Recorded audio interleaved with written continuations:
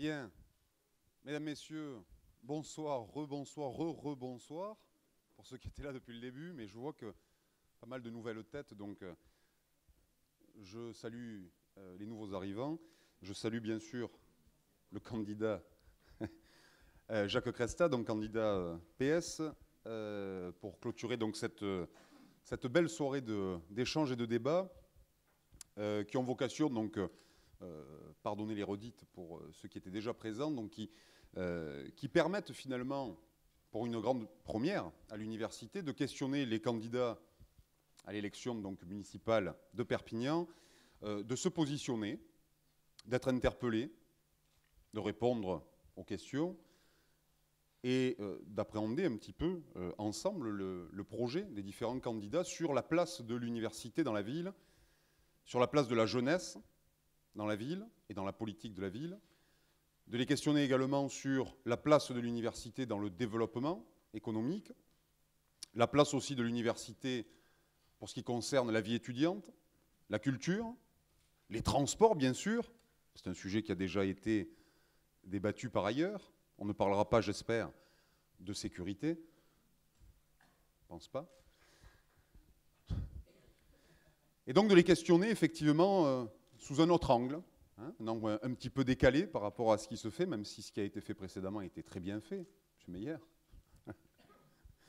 Voilà, donc je salue la présence de l'ensemble des candidats successivement et la présence du député Cresta ce soir.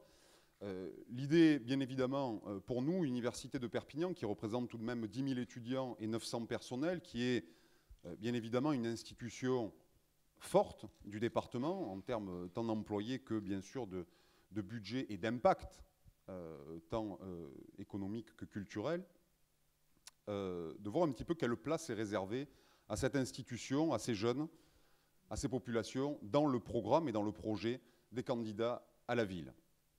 Aujourd'hui, certaines villes, qu'elles soient de taille importante ou de taille modeste, choisissent de soutenir massivement leur université.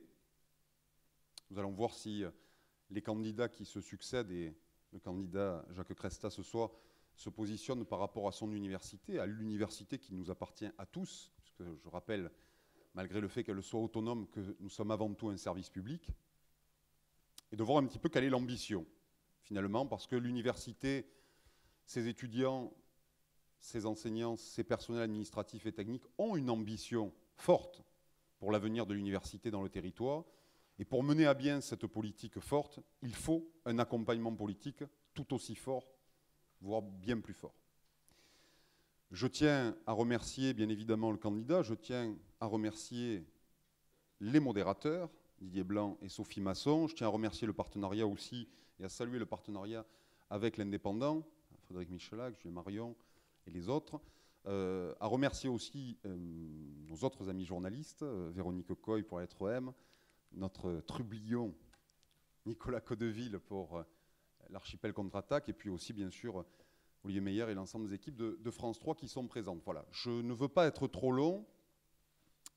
Je remercie l'ensemble des personnes qui sont présentes pour ces débats. Je souhaite que les débats, bien évidemment, se poursuivent dans un climat serein, dans le cadre d'un débat démocratique. Et je laisse tout de suite la parole donc au modérateur pour l'échange avec Jacques Cresta. Bon débat.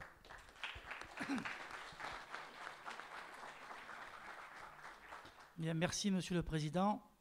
La plupart d'entre nous se souviennent que dans un amphithéâtre comparable à celui-ci, l'ancien président du Conseil régional, Georges Frêche, avait fait montre d'une mauvaise appréciation dans laquelle il tenait les électeurs. Ici, l'Université de Perpignan, en s'invitant dans la campagne municipale, fait au contraire le pari de l'intelligence. Alors, le pari de l'intelligence, la formule, elle est facile, et on voit progressivement, au fur et à mesure que donc l'UPVD s'invite à la campagne, que effectivement les divers candidats ont compris que ce que l'UPVD voulait, c'était des sous. C'est vrai, mais pas seulement. C'est vrai, mais pas seulement, parce qu'il ne faut pas oublier effectivement que les 10 000 usagers de l'université sont aussi des usagers de la ville, et que les investissements, les moyens financiers qui peuvent être mis au service de l'université sont des moyens financiers mis avant tout au service des usagers de ce beau service public qui est l'université et auquel nous nous honorons tous d'appartenir et de participer.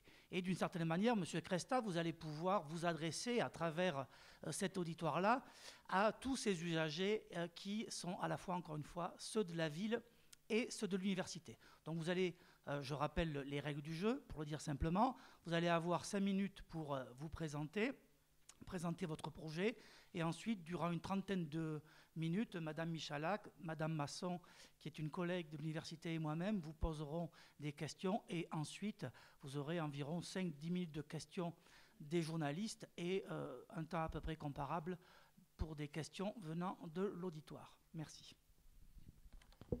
Bien, ben écoutez, moi je suis très heureux d'être là ce soir, à l'université de Perpignan, d'où je suis aussi issu comme un certain nombre de politiques de cette ville. Alors moi j'ai beaucoup de plaisir et je salue l'initiative du président Lorente et du partenariat avec l'Indépendant, parce que c'est vrai que l'université, on n'en parle pas beaucoup. On n'en parle même pratiquement pas. Et aujourd'hui, de pouvoir aborder un certain nombre de thèmes, de mettre un focus sur l'université, sur ses réalisations, sa richesse, mais aussi son devenir, je crois que c'est important pour bien que les électeurs perpignanais soient d'abord sensibilisés à cela, et ensuite puissent se faire une opinion et découvrir ce que peut être et ce que peut donner l'université de Perpignan. Moi, ce que je sais, c'est que sur ce site, parce qu'il y en a d'autres en région, je ne vais pas les énumérer, y compris dans le département où on a bien travaillé sur Font-Romeu, n'est-ce pas, Président, en particulier sur le parking, ces sites, eh bien, ils se créent de l'intelligence. Ils se créent de l'intelligence tout le temps et c'est une bonne chose pour le département, pour la ville de Perpignan. Et puis, le deuxième élément, et j'ai été en charge des lycées, j'avais la vice-présidence donc des lycées et de l'éducation à la région, j'ai démissionné il y a 4 mois, et là-dessus je suis sur le droit fil de ce que nous avons essayé de mettre en œuvre, c'est l'égalité républicaine des chances, c'est faciliter l'accès à des études secondaires, et donc moi la volonté que j'ai pour l'université de Perpignan, c'est de faciliter l'accès à l'ensemble des étudiants pour pouvoir avoir des cycles de formation ici sur place dans les Pyrénées-Orientales, parce que je n'oublie pas que je préfère avoir un étudiant de Perpignan, des Pyrénées-Orientales, qui vienne étudier sur Perpignan, qui ait la possibilité d'avoir un certain nombre de formations qui sont des formations de qualité, j'y reviendrai tout à l'heure, plutôt que de voir nos étudiants, nos enfants, quitter Perpignan pour aller à Montpellier, à Toulouse ou ailleurs. Et donc, sur ces 5 minutes d'introduction, c'est bien le sens de la démarche que je souhaite avoir au niveau de la municipalité et bien évidemment aussi au niveau de l'agglomération, parce qu'on ne peut pas dissocier les deux. Ce que j'observe aussi, c'est que cette université, elle a été capable de s'ouvrir sur le monde extérieur, sur la Méditerranée, au travers d'un certain nombre de formations qui ont été mises en place. Et moi, je m'en félicite, parce que, quelque part, la Méditerranée, le bassin méditerranéen, c'est, et je le considère comme tel, c'est pour la France, mais aussi pour notre région, pour notre département, une chance et une opportunité assez extraordinaire de pouvoir échanger, pouvoir se développer avec l'ensemble de ces pays. Que dire de plus sur cette introduction? C'est que l'UPVD est une chance, on n'en parle pas assez.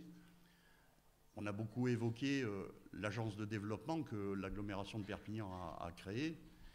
Mais moi, je sais qu'en termes de marketing, puisqu'on parle beaucoup de marketing en ce moment, c'est peut-être il y a une dizaine d'années qu'il aurait commencé à en parler.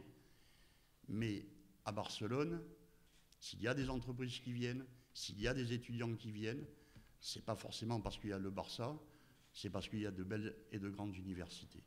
Et je tiens, dans le cadre du débat, à expliquer pourquoi j'aimerais que politiquement, eh bien, on ait la même démarche en termes de marque, de fabrique et en termes d'outils de développement pour l'université, faire sa promotion, faire connaître ses réussites et essayer de rayonner encore plus loin que ce qu'elle n'est aujourd'hui. Voilà ce que je voulais dire en entrée.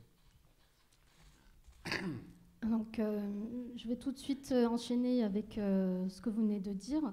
L'afflux d'étudiants s'est quelque chose de très important pour une agglomération et une ville moyenne comme Perpignan, notamment en termes de dépenses que réalisent les étudiants, mais aussi en termes d'animation urbaine. Et qu'est-ce que vous proposez pour dynamiser l'animation culturelle et l'animation étudiante dans le cœur de la ville?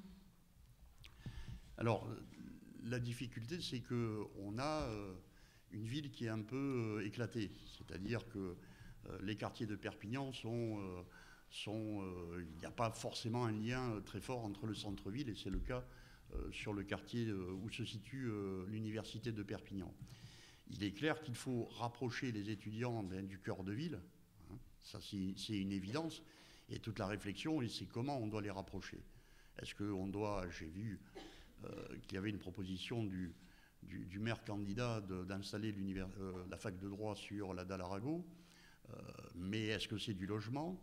Est-ce que c'est faciliter l'accès au cœur de ville pour les étudiants qui sont sur le site ici de l'UPVD, mais je pense aussi à ceux qui sont sur le site Percier, qui n'ont pas forcément des moyens de déplacement qui soient à la hauteur des enjeux. Et donc, si on veut faire en sorte que les étudiants puissent participer et animer le centre-ville en matière commerciale, en matière culturelle, eh bien, il faudra avoir à la fois une réflexion et prendre des décisions pour rapprocher ces étudiants du cœur de ville. Mais encore une fois, moi, je n'ai pas de lapin que je sors du chapeau, hein, donc il doit y avoir une réflexion commune. Et si vous souhaitez connaître ma position sur la fac de droit, sur la dalle Arago, eh bien, je vous la donnerai très, très volontiers. Ah ben, allez-y. Eh bien, c'est à peu près 2000 étudiants. Aujourd'hui, la question que je me pose, je me pose 3 questions. La première, c'est est-ce que c'est un besoin qui a été formulé au niveau de l'université, par le doyen, par exemple? Est-ce que c'est une demande du président de l'université? Je ne le sais pas. Est-ce que c'est absolument indispensable? Est-ce que les étudiants en droit veulent à tout prix aller au centre de ville pour étudier? Et donc, je m'interroge, mais il y a eu peut-être des concertations que j'ignore entre le président, le doyen et la mairie de Perpignan. Donc c'est la première question. La deuxième, c'est... J'ai eu en charge, je le disais tout à l'heure, les lycées et l'éducation au niveau de la région. Donc 2000 étudiants sur la dalle Arago. Allez, globalement, ça dépend si on veut y faire venir. Ça me semble indispensable. La bibliothèque de droit, on sait comment les étudiants en droit travaillent au sein de la bibliothèque, c'est un lieu indispensable. Donc, est-ce qu'on fait venir la bibliothèque? Est-ce qu'on fait venir un service de restauration? Que fait le Crous? Est-ce qu'on a contacté le Crous? Est-ce que ces étudiants auront un service de restauration de qualité, varié, divers, équilibré, pour 2,75 €? Ça, c'est la question. Et donc, au bas mot, c'est 40 millions d'euros. C'est 40 millions d'euros. Un lycée d'enseignement général, c'est entre 40 et 45 millions d'euros. Je ne parle pas des lycées d'enseignement professionnel, où là, il faut y rajouter le matériel nécessaire, etc., etc. Et je me dis, alors c'est vrai que si on le fait payer par les autres, c'est facile. La région, le conseil général, mais quand on sait la situation catastrophique des finances de la ville de Perpignan, 240 millions d'euros, c'est pas une paille. Quand on sait l'état catastrophique des finances de l'agglomération, plus de 600 millions d'euros. Est-ce qu'il y a des choix plus utiles? Moi, je veux savoir si l'intérêt des étudiants est pris en compte dans cette démarche. Parce que moi, ce qui m'intéresse, ce sont les étudiants, ce sont les équipes d'enseignants. Les enseignants et les étudiants se sentent un petit peu excentrés, effectivement. Comment? Ils se sentent un petit peu excentrés sur ce site. Oui, non, mais... Ils réclament plus de transport pour pouvoir aller en centre-ville. Ah oui, non, mais ça, je peux en parler des transports. Et donc, c'est l'investissement, y a-t-il une réelle utilité à investir 40 millions d'euros pour mettre les étudiants de droit à Perpignan, au centre. Parce que si les étudiants, c'est la variable d'ajustement de l'échec de la politique municipale en termes d'animation commerciale sur le centre-ville, bah, il faut le dire. Il faut le dire. Parce que si on déplace le tribunal d'instance à Saint-Assiscle pour que les cabinets d'avocats ou d'huissiers aillent remplir le centre du monde qui est vide, il faut aussi le dire.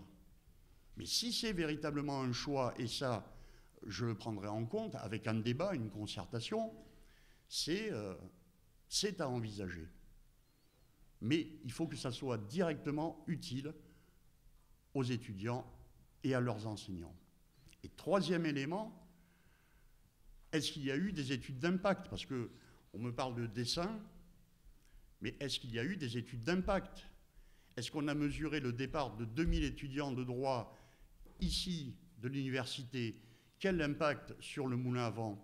Quel impact qui est en train de commencer à se paupériser? Quel impact sur le commerce du moulin à vent? Quel impact sur le logement au moulin à vent? Et quel impact sur le centre-ville? Est-ce qu'il y a eu une étude, une analyse de moyens d'accès des étudiants à l'université? Est-ce qu'ils viennent en voiture? Est-ce qu'ils viennent en train? Est-ce qu'ils prennent le bus? C'est le minimum quand même. Parce que si un matin on a 300 voitures qui arrivent au centre-ville d'étudiants pour se garer, ils se garent où? Et ils payent comment? Ici c'est gratuit. Et je vois, il y a encore 3 ou 4 ans, ma fille était étudiante ici. Et je vois sur les rues du Moulin à Vent parfois, eh bien, alors je vois les parkings pleins, je vois aussi des voitures stationnées sur des trottoirs. Donc il y a, parce que ce sont en règle générale des étudiants qui utilisent leur voiture, qui viennent à l'université, et donc il faut prendre en compte cela. Il faut prendre en compte cela. Et de dire on est prêt à démarrer les travaux, bien, moi ça me pose question. Excusez-moi, je pense que les étudiants prennent leur voiture, ce qui est dramatique d'un point de vue environnemental, mais parce que justement l'offre alternative n'est pas adaptée. Que ce soit en transport collectif, une offre de transport collectif efficace, ou les autres modes tels que l'usage du vélo à Perpignan pour relier le campus. C'est vous qui faites le constat.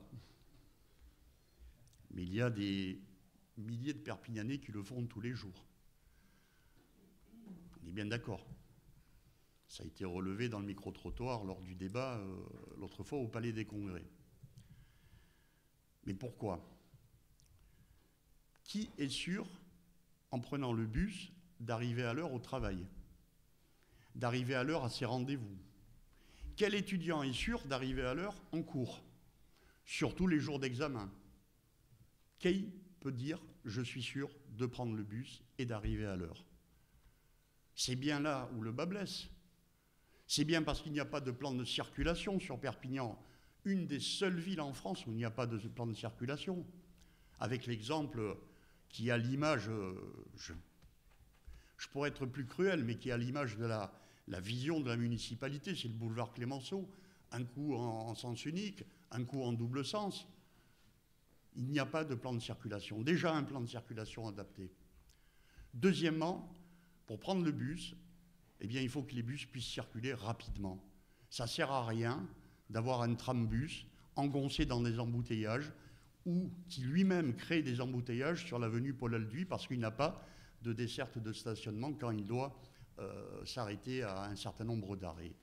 Et donc, il faut effectivement des couloirs de bus avec des bus efficaces, avec des rotations, avec des fréquences. Et ensuite, je peux parler de la gratuité, mais la gratuité, c'est un signe fort qu'il faut aller sur le développement des transports collectifs. C'est un signe excessivement fort qu'il faut donner. Mais il faut que nos concitoyens, soient sûrs d'arriver en bus. Et je ne parle pas de ceux qui démarrent à l'hôpital le matin tôt et finissent tard.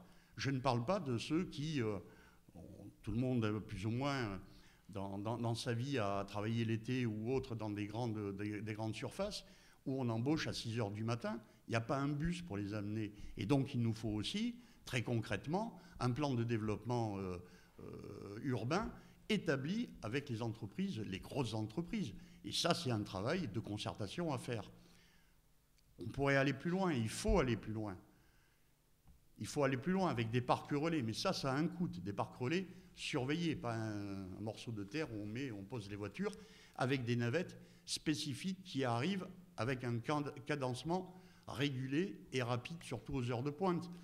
Pourquoi n'y a-t-il pas de... Pourquoi c'est sous-utilisé? C'est sous-utilisé parce que ce sont des lignes de bus normales qui passent.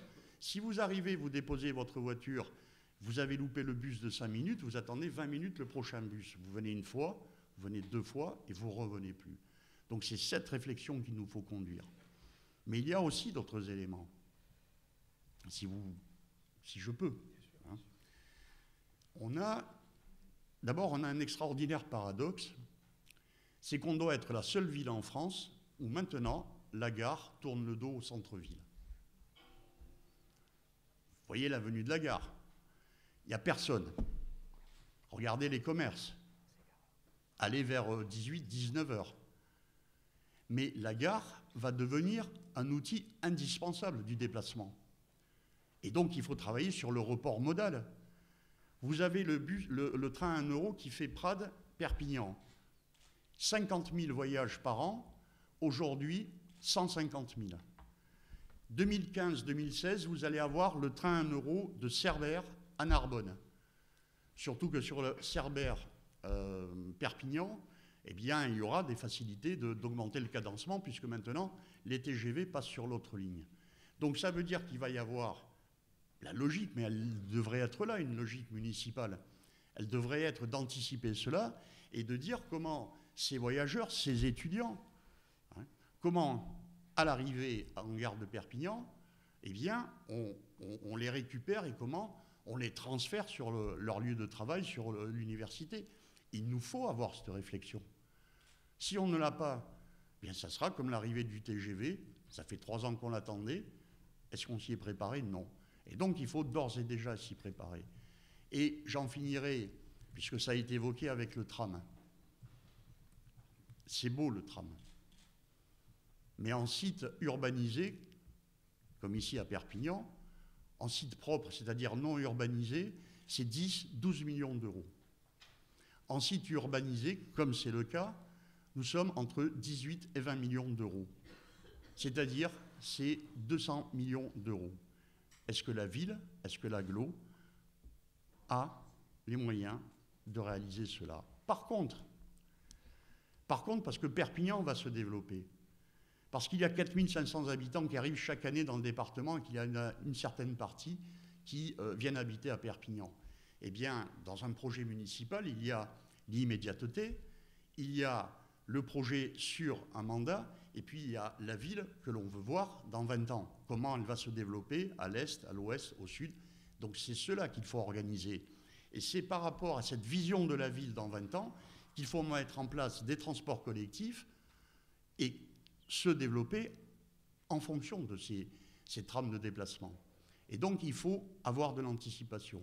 Il faut associer des gens qui savent, des urbanistes, des sociologues. Parce que moi j'aimerais bien, on parle beaucoup de points forts de l'université, mais il y a le département lettres et sciences humaines, et on a un certain nombre de sociologues qui créent aussi de l'intelligence. Et moi j'aimerais bien les marier à un certain moment, excusez-moi du terme, avec des urbanistes de l'atelier d'urbanisme pour qu'ils réfléchissent ensemble, qu'ils nous aident. Merci. Vous répondez aux questions en plus qui ne sont pas encore posées, mais qui vont l'être, à savoir, par exemple, celle de l'expertise à laquelle la collectivité, que ce soit l'agglomération ou la ville, pourrait faire appel. Mais ce sera sans doute l'objet d'une autre question. Je vais à présent vous poser une question qui revient assez souvent.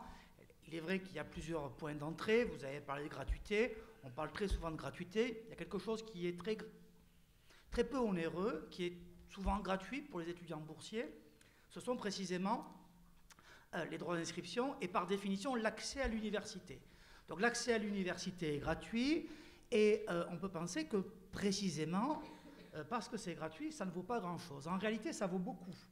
ça vaut beaucoup, sauf que, évidemment, ces sources de financement, elles doivent être trouvées ailleurs, et en particulier, elles doivent être trouvées ailleurs, c'est-à-dire dans les collectivités territoriales, en particulier les comités d'agglomération, en raison du désengagement de l'État que nous connaissons tous. Et vous savez, par ailleurs, puis ça a été rappelé ici, je m'excuse par avance de le rappeler, mais la subvention donnée par la ville de Perpignan à l'université de Perpignan s'élève aux environs de 15 000 euros. Je dis bien 15 000 euros, hein. Je ne parle pas en ancien franc ou en dollars, 15 000 euros, alors que d'autres communautés d'agglomération, comme celle de Narbonne, avec une dimension qui est moindre, avec moins d'étudiants, nettement moins d'étudiants, ont une subvention qui s'élève 10 fois plus. Donc la question, elle est assez simple, elle est double, parce qu'il faut que je vous en pose deux, parce que vous allez me faire une réponse tellement longue que j'aurai du mal après vous en reposer une. Donc ma première question, très rapide, c'est comment jugez-vous le montant de cette subvention, ridiculement bas évidemment, et quel est selon vous un montant qui est plus honorable? Et la seconde question, vous avez parlé de mobilité, c'est une question qui est plutôt nouvelle ici, mais comme nos étudiants parfois ont des difficultés financières, ils s'interdisent d'avoir une mobilité à l'international parce que les bourses Erasmus sont limitées, parce que les aspects pour les avoir sont très contraignants. Penserez-vous qu'il serait intéressant que la ville de Perpignan puisse participer au financement de la mobilité étudiante? C'est donc la deuxième question accessoire à la première. Alors, sur l'investissement de la ville, encore une fois, je l'ai dit tout à l'heure, je reprendrai la formule, je ne sortirai pas de lapin de mon chapeau. Les Perpignanais méritent mieux. Et je tiens à revenir sur l'état des finances de la ville et de l'agglo. Et aujourd'hui, prendre un engagement chiffré, parce que ma marque de fabrique dans cette campagne, c'est je ne promets rien que je ne puisse tenir. Je sais que l'équipe municipale, alors aujourd'hui c'est mon ami Jacques Bascou, je sais que l'équipe municipale de Narbonne a eu cette intelligence à un certain moment quand il y a eu l'opportunité de saisir l'opportunité, de faire qu'il y ait une antenne de l'UPVD. Et cela, elle l'a inscrit dans sa démarche à la fois de fonctionnement et d'investissement. Je sais parce que j'ai participé, j'ai travaillé avec la députée maire de Chambéry, la députée maire de Pau, dans le cadre d'amendements que nous avions préparés par rapport à la loi Fiorano. Donc on a travaillé et on a échangé. Je sais qu'il y a des financements de l'agglo de Pau à hauteur de 300 000 euros. À Chambéry, c'est un peu moins. Je sais tout cela. Mais aujourd'hui, moi, ce qui m'importe, c'est de remettre les finances à l'endroit dans cette ville. C'est quand même un paradoxe. Je l'ai dit, 240 millions d'euros. Moi, j'ai envie d'arrêter d'enrichir les banques. De la même manière que j'ai envie d'arrêter d'enrichir les multinationales de l'eau. Ce que je peux dire, puisque conseiller régional, je connais le dossier de l'UPVD. Et donc la question, et je me félicite de la présence de la présidente du Conseil général, Hermeline Malherbe, dans la salle, c'est que s'il n'y avait pas eu le Conseil général et le Conseil régional, où en serait l'UPVD en termes d'investissement? Je pense à l'IAE, je pense à Platinium, je pense au contrat plan région. Et donc, la ville et l'agglo, et c'est l'engagement que je peux prendre, s'associera à tous les projets qui seront directement indispensables au développement de l'université, mais en partenariat avec les autres collectivités territoriales, avec les moyens qui seront des moyens déterminés. Je ne peux pas dire plus.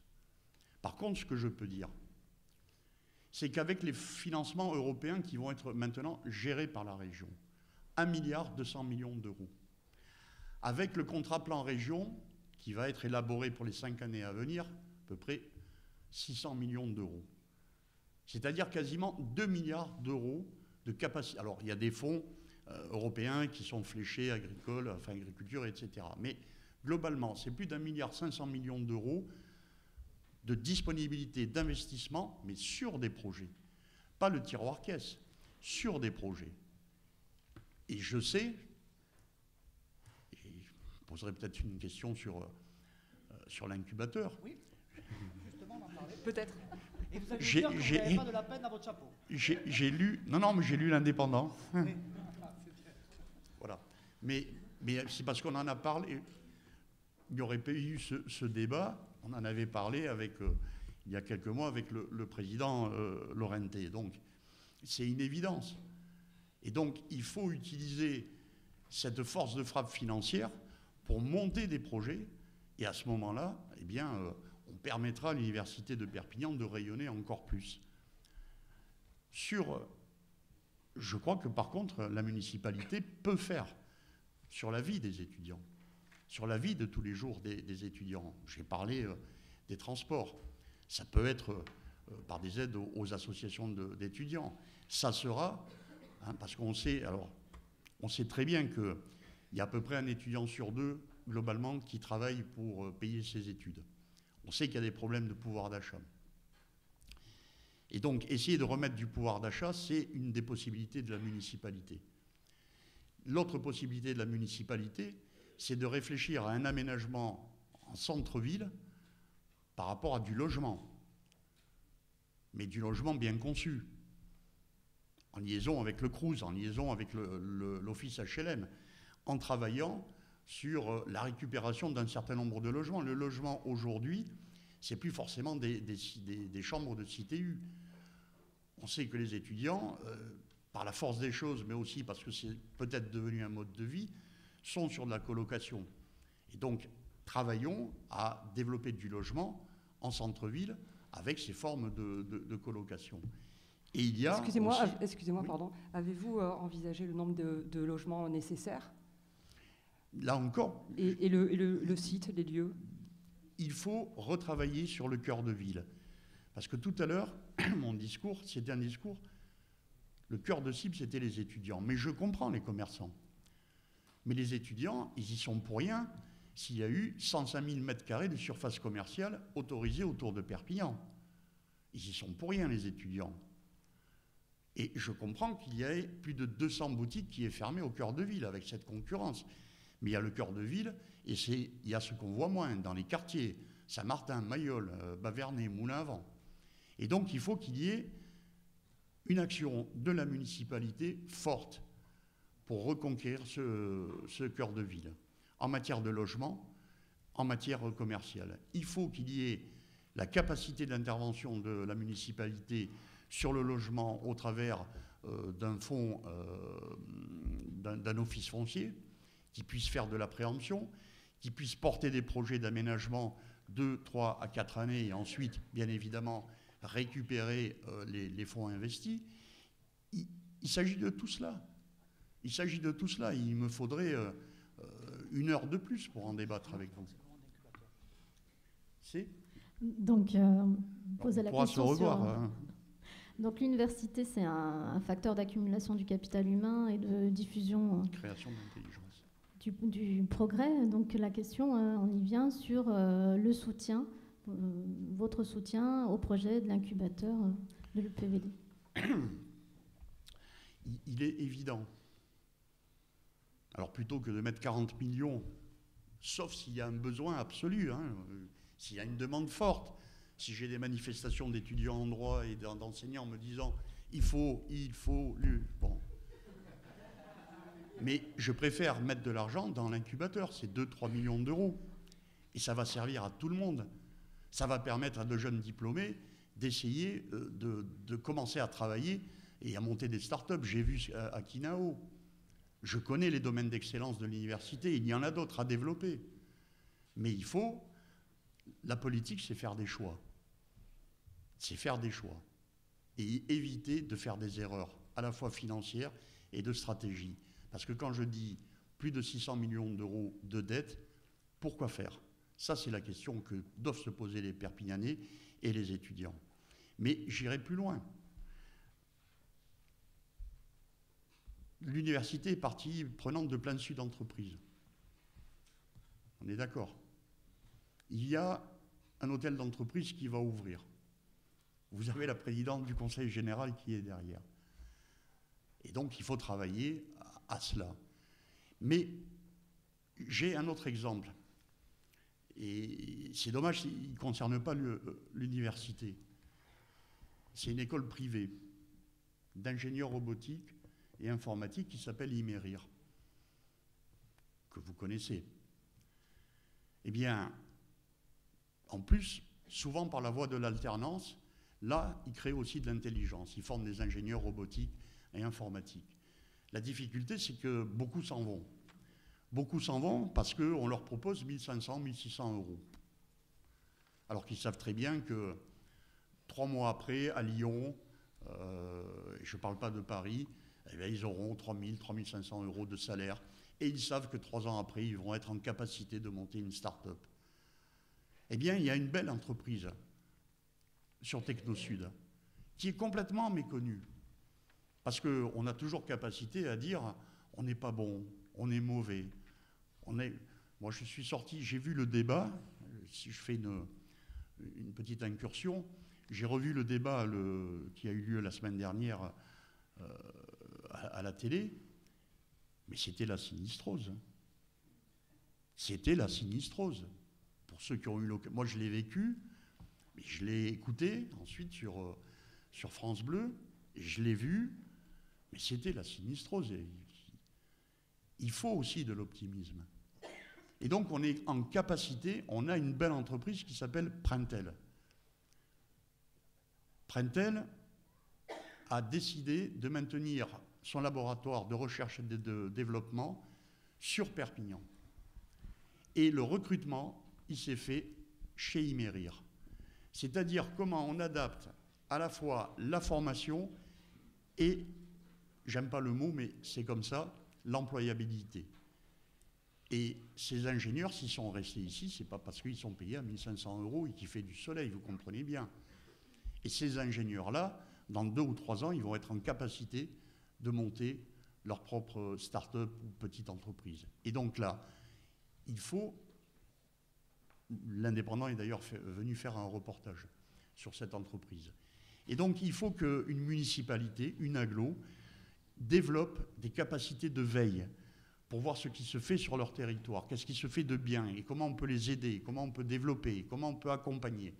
C'est cela aussi la démarche et l'obligation d'une municipalité si on veut que la richesse et l'intelligence créée, elle reste sur le territoire. Bien, merci. Alors, vous avez souvent mis en avant et souligné l'importante dette de la collectivité territoriale, mais il y a des choses qui non seulement ne coûtent rien, mais peuvent rapporter beaucoup. Ce qui coûte rien et peut rapporter beaucoup, c'est bien entendu l'expertise de l'université. Vous l'avez d'ailleurs commencé à l'évoquer en nous parlant des sociologues, mais il y a d'autres éléments. On peut tout simplement illustrer, par exemple, le fossé qui existe entre l'université et la ville, avec des projets qui intéressent les électeurs et leur méconnaissance totale, parce qu'ils sont coupés de l'université, de ces éléments-là. Je prends simplement un exemple, comme juriste, pardonnez-moi, mais c'est la réforme des collectivités territoriales. Qui sait ici et ailleurs que les élections municipales vont donner également, permettre la désignation des conseillers à la communauté d'agglomération? Personne, évidemment. Personne. Pas ici, pas ici, pas ici, pas ici, pas ici. Pas ici. Non, mais David.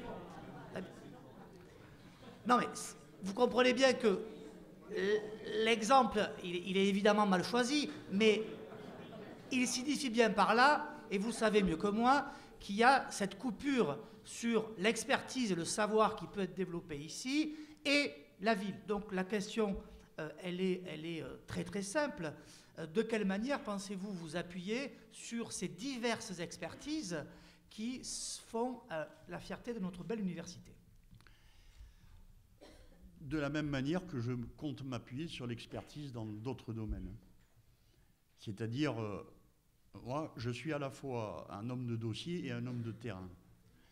Et ce que j'ai observé, c'est le manque de concertation absolue et dans tous les domaines et avec tous les domaines d'activité. Et donc, il faut mettre en place des outils de concertation, de dialogue, d'échange. Il faut développer Mais ça reste à discuter. Ça sera dans le cadre d'échanges que nous trouverons la formule pour pouvoir, ce que j'appelais moi un rôle de veille. Essayer de voir ce qui se fait de bien, comment on peut le développer. Et donc, moi, d'abord, j'ai 3 étudiants sur ma liste. J'en vois 2. Non, mais dont une qui sera en responsabilité d'un poste d'adjoint. Mais je ne sais pas si je vous rassure, ça ne sera pas délégué à l'université.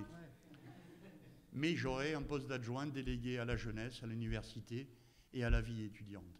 Parce que ça va Au niveau de la région, je vous fais part de mon expérience. Parce que je ne suis pas un professionnel de la politique. Il y a 3 ans, je travaillais encore. 50% des investissements en matière d'intervention, c'est pour la jeunesse. Dans tous les domaines. Lycée, éducation, culture. 50%. Et donc la jeunesse, elle doit être au cœur de l'intervention des politiques publiques. Au cœur des interventions des politiques publiques. Et tout élu politique qui oublie cela, déjà il a des chances de ne pas être réélu quelques années plus tard, mais surtout il fait l'impasse sur un gisement extraordinaire de vivacité, d'intelligence, d'envie de faire. Et ça, c'est bien parce que j'ai cette volonté avec l'équipe qui m'entoure et dont certains sont là, d'avoir justement cette vigilance par rapport à la jeunesse avec un poste délégué. Je parlais tout à l'heure, je n'ai pas eu le temps de le développer, d'un centre de médecine. Parce que je souhaite l'installer sur Perpignan. Je sais que de plus en plus des étudiants n'ont pas de suivi médical, n'ont pas de soins, par manque de moyens financiers. Eh bien, la collectivité territoriale que je dirigerai, en lien avec l'hôpital de Perpignan, et c'est pour cela que j'ai un médecin de l'hôpital qui aura en charge ce dossier, y compris après le handicap, eh bien, je souhaite que l'hôpital, la ville et l'université, nous ayons un travail commun pour faire en sorte que les étudiants aient le droit au même niveau de santé que n'importe quel autre habitant.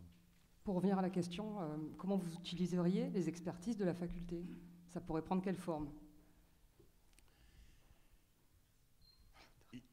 Très concrètement, là, je ne peux pas vous le dire. Sous quelle forme, elle reste à déterminer. Il faut renforcer les collaborations, il faut renforcer les partenariats. Moi, ce que je sais, c'est que j'ai eu, en tant que président du CNFPT, donc formation des agents des collectivités territoriales, on a signé une convention avec Jean Benquelil que je salue, parce que la mue de l'université, il l'a lancée et Fabrice la poursuit. Et donc, il faut lier ces passerelles. Il faut que la commune, la ville, soit facilitatrice pour mettre en place des passerelles entre le monde, là je parlais de l'hôpital, mais il faut faire ce lien, mais c'est aussi, bien évidemment, avec l'entreprise. Et la Fondation commence à jouer ce rôle, mais il faut l'amplifier. Tout à l'heure, quand je parlais de cette entreprise Printel, qui la connaissait? Personne. Personne ne la connaissait. Et donc, il faut absolument qu'il y ait ce lien entre les universités, bien évidemment son pôle de direction, mais les chercheurs, les enseignants, et qu'ensemble, eh bien, il y ait un échange d'informations, il y ait un croisement d'informations, qu'on puisse mettre en place, je ne dirais pas une base de données, mais un certain nombre de données communes, et de voir et de réfléchir ensemble comment on peut avancer sur tel ou tel domaine qui sera à déterminer. Merci. Mais le temps est écoulé et il reste, je crois, 1 ou 2 questions. Alors, actuellement, la ville de Perpignan communique très peu sur son université. Et donc, ça manque cruellement à la notoriété de Perpignan, enfin, de l'université en tant que pour son rayonnement.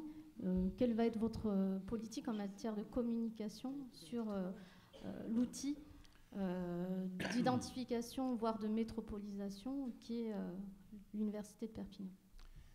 Je vous trouve cruel avec la municipalité, mais bon, c'est vous qui le dites. Je l'ai évoqué tout à l'heure.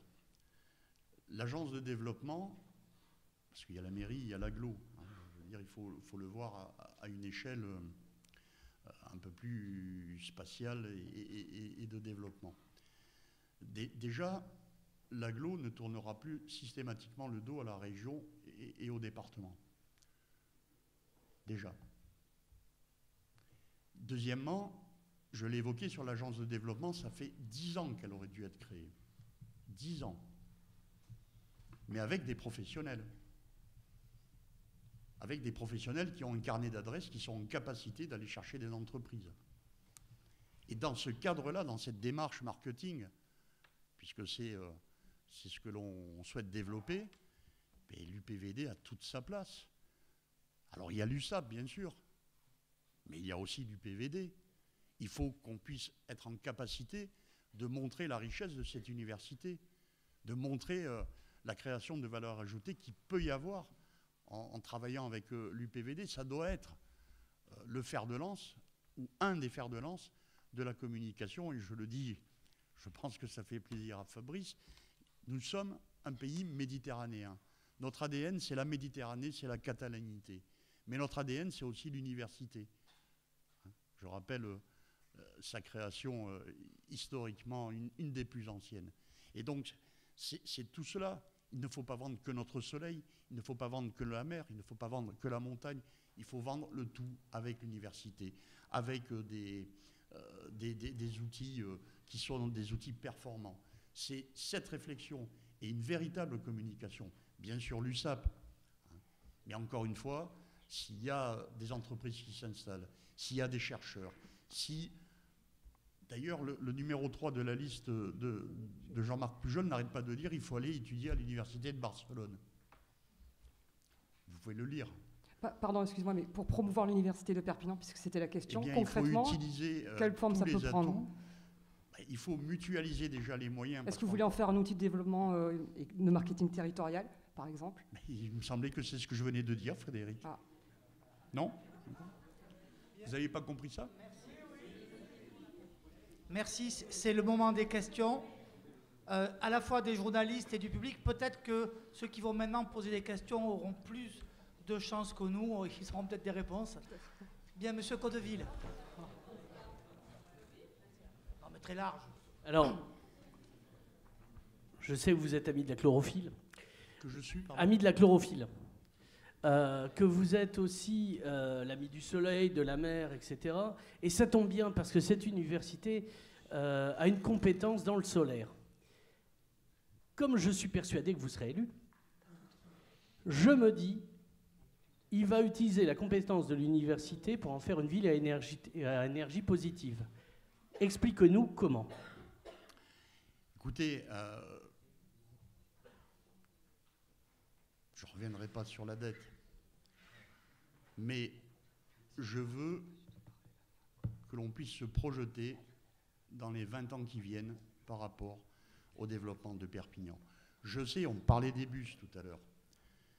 Je sais qu'il y a des bus électriques. Je sais qu'il y a des bus au gaz. Je sais qu'il y a des bus diesel. Mais moi, ma priorité aujourd'hui, c'est de faire en sorte que les Perpignanais prennent le bus. Et ensuite, lorsque nous aurons créé les conditions véritablement du développement des moyens de communication, le développement de l'utilisation des transports collectifs, alors on pourra passer sur d'autres outils, sur d'autres moyens. Et sur le développement durable, sur la ville à énergie positive, il nous faut commencer déjà, et ça fera partie du rôle de l'Office foncier, de contribuer en particulier dans le logement ancien du cœur de ville, du cœur de Perpignan, à faire en sorte qu'on puisse améliorer l'isolation thermique, que l'on puisse travailler sur la rénovation thermique. Ça, c'est un des enjeux. Ça, c'est déjà un des premiers enjeux. Faire en sorte que l'on ne dépense pas de l'énergie qui part par les toits des maisons du cœur de ville. Parce qu'il y a la ville à énergie positive. Mais il y a aussi la ville qui a, sur les 8000 logements du cœur de ville, qui a 4000 logements insalubres. 4000 logements insalubres. Et qui dit logement insalubre, eh bien dit marchand de sommeil. Et qui dit marchand de sommeil, dit zone de tous les trafics. Et l'enjeu est considérable, Monsieur Codeville, je suis bien d'accord avec vous. Mais aussi, le rôle d'un politique, c'est d'établir des priorités. Bien, merci. Une autre question peut-être, monsieur. Vous vous présentez et puis, enfin, vous prenez. Allez-y, vous avez le micro. Ah, pardon. Thomas Métivier, Énergie Citoyenne. Je voulais connaître votre politique en matière de pistes cyclables et d'une façon plus spécifique, à quand une vraie piste cyclable entre le centre-ville et l'université? Écoutez, il y a un peu plus d'une semaine, entre Chien et Loup, là, 18h, je crois que le jour tombe à 18h, je remontais de l'avenue de la Gare. Bon, l'avenue de la Gare, logiquement, elle descend, on la descend. Et on irait plus vite pour arriver à l'université, mais ça, c'est une autre chose. J'ai failli renverser un cycliste qui arrivait en contresens. D'accord? Et j'ai eu très peur, pour lui et pour moi. Et donc, ce que l'on constate, c'est que partout, alors on a rénové l'avenue de la Gare avec une piste dite cyclable en contresens. C'est bien cela? On a rénové le boulevard Briand, sans concertation. On a rénové le boulevard Clémenceau. Et ce n'est pas satisfaisant. Ma politique, c'est déjà d'établir un véritable plan de circulation. Tout ne pourra pas se faire. Moi, je vois, permettez-moi de parler de ce que je connais aussi, je vois Montpellier où il y a un certain nombre de choses qui ont été réfléchies, qui ont été mises en œuvre, et ce n'est pas forcément satisfaisant en termes de sécurité, en termes d'aspect pratique.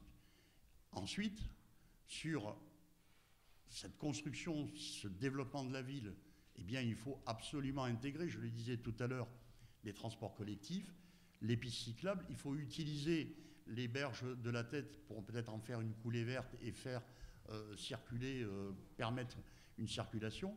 Mais aujourd'hui, les conditions, très honnêtement, ne sont pas remplies pour avoir un accès à des pistes cyclables dédiées avec des normes de sécurité qui soient normales. J'en suis complètement d'accord. Donc il y aura cette volonté et il y aura surtout ces échanges, parce qu'ils sont indispensables, cette concertation. Tout à l'heure, je parlais du boulevard Briand. Il y a eu une concertation et 4-5 jours après, il démarrait les travaux. Et donc il faut associer. Il faut toujours associer ceux qui savent mieux. Moi, je ne suis pas, honnêtement, je ne suis pas omniscient. Certains me disent même bête. Si, je l'ai lu sur des blogs. Et donc, il y a l'expertise de l'université et l'intelligence. Il faut associer ceux qui ont des expertises. Tout à l'heure, quand je parlais sur le développement et comment je vois la ville, j'ai évoqué des sociologues, j'ai évoqué cette richesse. Eh bien, il faut confronter, il faut le mêler aux réflexions d'urbanistes, etc. Tous ceux qui ont une expertise, une expérience et surtout pour les Perpignanais, des envies de faire. Bien, une dernière question peut-être, monsieur. Si j'ai bien compris, la ville de Perpignan semblerait exsangue. Bon. Alors, concernant la maîtrise des dépenses, justement, ce que vous proposez, ne serait-il pas intéressant de faire peut-être des transferts de subventions, parce que l'université est très pauvre, elle n'a quasiment rien, donc je suis pour renforcer cette aide, et ne faudrait-il pas éventuellement voir, pourquoi pas, un changement dans les subventions des clubs professionnels, par exemple. Ça me tracasse beaucoup, ça, parce que les subventions sont énormes par rapport à l'université. Ce sont des choix qui ont été faits. D'accord. Je ne suis pas contre le sport professionnel. Non, mais moi non plus. J'aime le rugby en plus. Il y a le sport de masse. Bon, il y a tout ça. Moi, ce que je crois par rapport aux finances, c'est déjà qu'il faut aller sur des mutualisations. Il y a des gains à faire. Il y a des gains. Il y a des marges de manœuvre à trouver. Je pense, et elle ne le sait pas encore, mais je pense que le Conseil général est habilité à gérer la voirie à Perpignan. Le Conseil général a les compétences. Ne pas être obligé de faire appel par des appels d'offres à des entreprises. Encore une fois, tout ce que nous pouvons faire de manière collective et en complémentarité, nous le ferons. Il y a des optimisations à faire entre on le voit bien, entre l'agglo et la municipalité, entre l'agglo et le conseil général. Sur les transports, bien évidemment que la gratuité, ça a un coût, si j'ose dire. C'est pas compliqué, c'est 4 millions d'euros par an de perte de recettes. Et comment on les compense, ces 4 millions d'euros? Déjà avec une complémentarité, et l'engagement est pris entre le conseil général par rapport au bus et l'agglo, c'est 2 millions d'euros. Des milliers de voitures en moins qui circulent sur les chaussées de Perpignan, qui évitent de créer des places nouvelles de stationnement, qui évitent des travaux d'entretien, de réparation. Toutes les études d'impact montrent que ramener à l'échelle de Perpignan, là encore, c'est quasiment 2 millions d'euros. Donc vous voyez qu'il y a des économies d'échelle. Et je ne parle pas de la diminution de la pollution, je ne parle pas de la diminution du nombre d'accidents, justement, avec des deux roues, parce que moins on a de voitures qui circulent, et moins on a de risques d'accident, et plus on peut développer des pistes cyclables et tout un aménagement urbain. Donc, des complémentarités, c'est important. Bien, merci Monsieur Cresta. C'était la dernière question, donc c'est la fin de cette dernière séance. Je ne sais pas si Madame la Présidente du Conseil Général est venue en prévision du futur. L'UPVD s'invite dans les élections départementales, puisqu'il a été beaucoup question du département, et peut-être l'UPVD dans les élections régionales, peut-être. À suivre, en tout cas à suivre lundi prochain, le 17 janvier à 18h en Amphi 2, il y aura 2 autres candidats qui viendront présenter leur programme. Merci à tous.